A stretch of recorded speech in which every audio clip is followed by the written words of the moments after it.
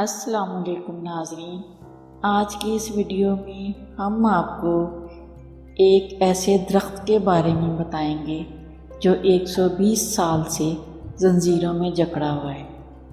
اس سے پہلے کہ ہم اس درخت کے بارے میں آپ کو بتائیں، آپ سے درخواست کرتے چلیں کہ یوٹیوب کے اس منفرد چینل دلکش ٹی وی کو سبسکرائب کرتے ہوئے ساتھ موجود گھنٹی کے بٹن کو بھی دبا دیں تاکہ ہر نئی آنے والی ویڈیو کی نوٹیفیکیشن آپ تک باقاعدگی کے ساتھ پہنچتی رہے۔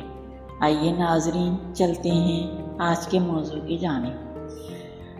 خیبر ایجنسی میں واقع لنڈی کوتل چھاؤنی میں موجود یہ ایک پرانا درخت ہے جو 120 برسوں سے زنجیروں میں جکڑا ہوا ہے۔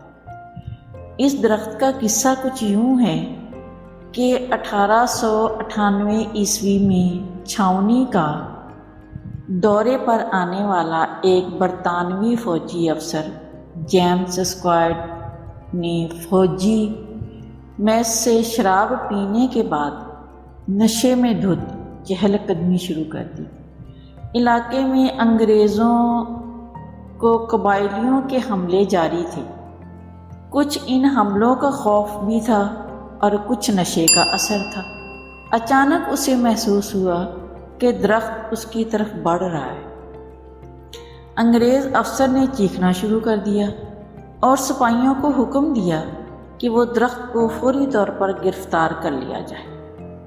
افسر کے حکم کی تعمیل کرتے ہوئے ان دیسی سپاہیوں نے درخت کو زنجیروں سے جکڑ دیا۔ اگلے دن درخت کی گرفتاری کا حکم دینے والا انگریز چھاؤنی سے درخت کی رہائی کا حکم جاری کیے بغیر چلا گیا، لیکن اس دن سے لے کے آج تک وہ درخت لنڈی کوتل چھاؤنی میں زنجیروں سے جکڑا ہوا کھڑا ہے اور اس پر انگریزی میں ایک تختی بھی لگی ہوئی ہے جس پر لکھا ہوا ہے کہ میں زیر حراست ہوں۔ اس درخت کو آج بھی خیبر رائفلز کے ہیڈ کوارٹر میں اسی حالت میں دیکھا جا سکتا ہے۔ 1947 میں قیام پاکستان کے بعد بھی اسے رہائی نہ مل سکی۔ یہ درخت آج بھی لنڈی کوتل چھاؤنی میں زنجیروں سے جکڑا ہوا ہے۔ یہ پابند سلاسل درخت آج بھی غلامی کی یاد دلاتا ہے اور یہ باور کرا رہا ہے کہ ابھی بھی آزادی کی بہت سی منزلوں کا حصول باقی ہے، اور اس قوم کی بہادری اور شجاعت اور ہیبت و سطوت کو بھی سلام، جس کے درختوں سے بھی انگریز ڈرتا تھا۔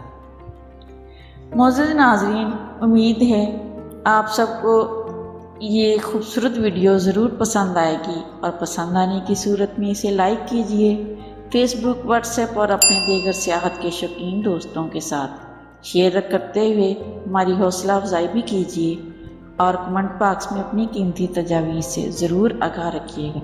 آج کی ویڈیو میں بس اتنا ہی۔ اللہ نگہبان۔